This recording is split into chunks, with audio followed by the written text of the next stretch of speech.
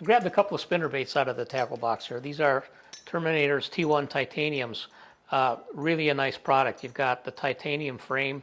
No matter how a big bass or a big pike or a muskie or something chomps on this thing, it's going to pop right back, and it's not going to get out of balance, and the lure's going to run nice and true. So that is one of the really premium things about this bait. It's got a good sharp hook on it and a stout VMC hook. It's got the double blade configuration, which is really super for, a variety of different presentations. You can cast out, hold your rod tip high, and buzz it along just under the surface, just caressing the surface, bulging the surface. You can let it go a little bit lower and slower, touching the tops of the weeds or crawling it over the tops of wood. So it's really a very superb, versatile bait. You got the long blade here in the back. It's kind of a tapered blade. It's a cross between a willow and an Oklahoma, and you got the Colorado up front, which is a good combination of flash and vibration, and that's a real good all-around spinnerbait for all different kinds of species.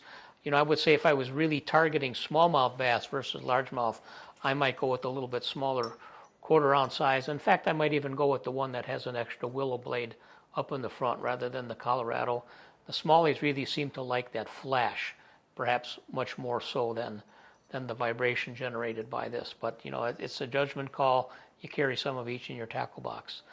Some really good colors here, white and silver, white and gold. This is a good combination for clear water, just about any conditions. This one happens to be a little bit darker. We got a combination of some natural, some chartreuse, even a little bit of purple in there, which is kind of a cool color. I just, you keep a few in, you try them, you see what the bass are responding to. That's one of those new power pull skirts. Hangs out a little bit longer here to kind of tempt and tease and tantalize the fish. It's just a great combination. So typically I would fish these on a medium heavy to a medium casting rod. This one here is a angling edge technique specific rod from Quantum. It's got an EXO reel on there, and I like to use about 14 to 17 pound test model for the conditions that I fish up in the North Country.